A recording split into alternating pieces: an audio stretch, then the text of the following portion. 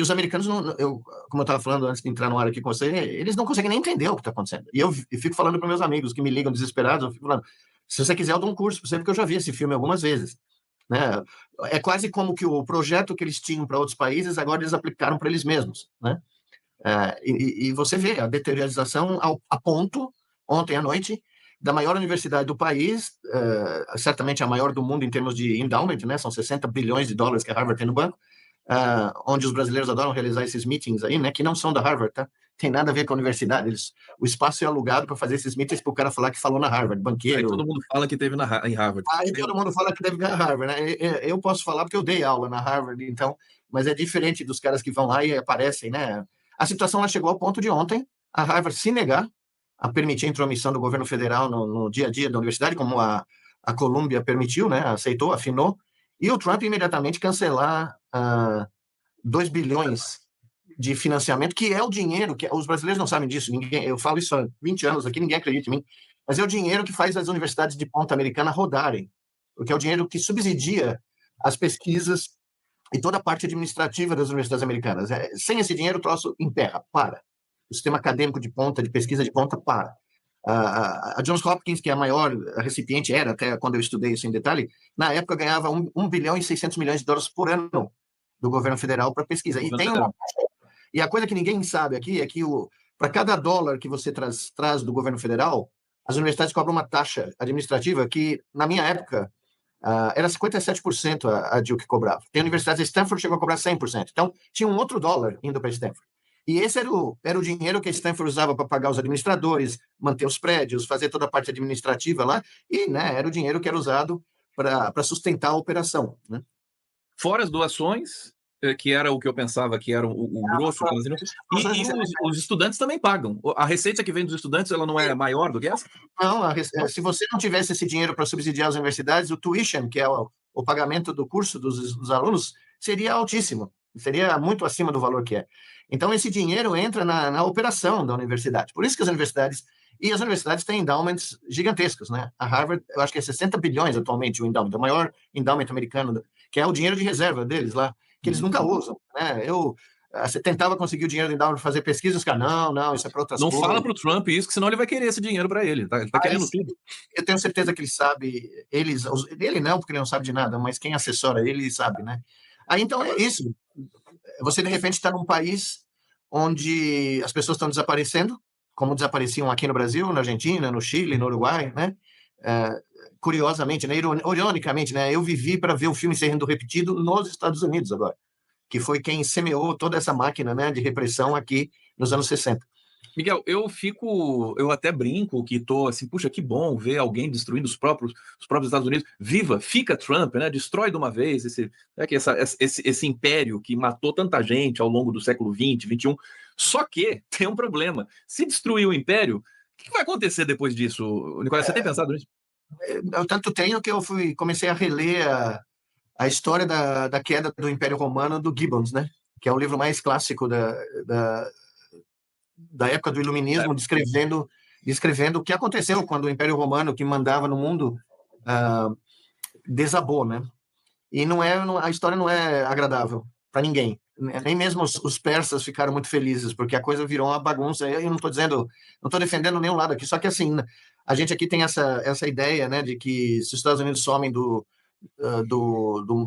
sistema geopolítico, ou pelo menos deixam de ser tão influentes, a coisa melhora. Não é bem assim, porque as consequências dessa queda seriam sentidas aqui economicamente, politicamente, seriam, né, não se esqueça, o Brasil tem 300 e poucos bilhões de reservas, em boa parte delas em dólar, se não quase tudo, e em títulos da dívida americana, que estão sendo basicamente queimados no mercado. Que estão perdendo credibilidade.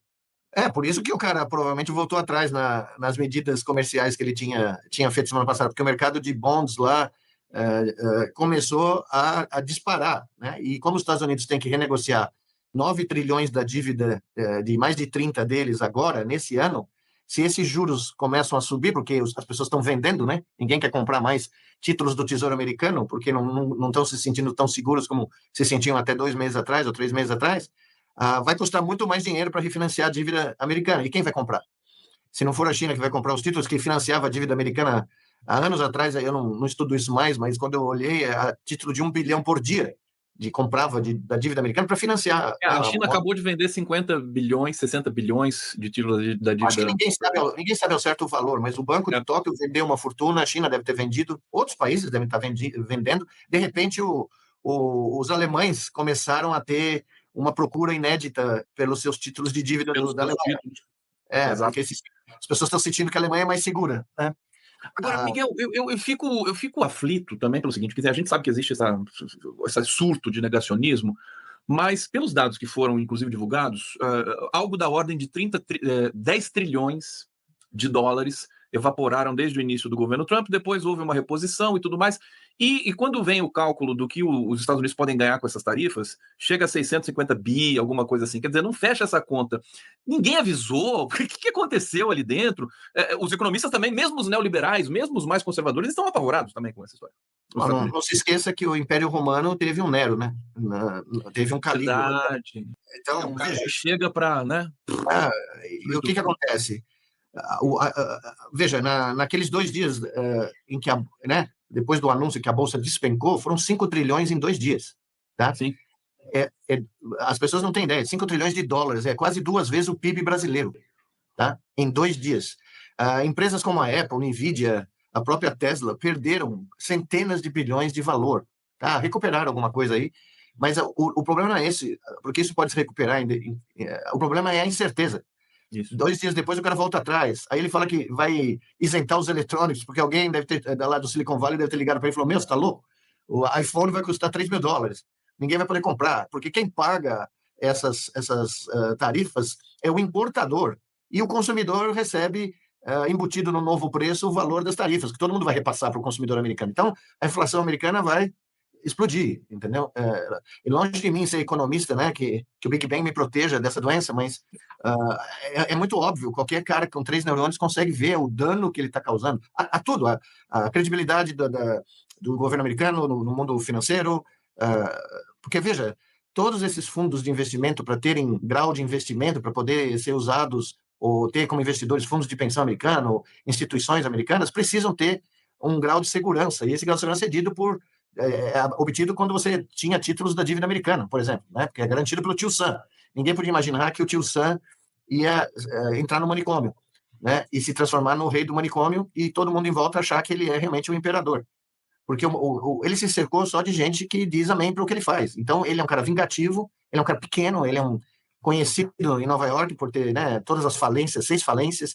Ele é conhecido por um cara que trabalhava no modo operandi do mercado imobiliário de Nova York, que era dominado pela máfia, entendeu? Então, ele usa esses métodos de intimidação, chantagem, coerção, violência.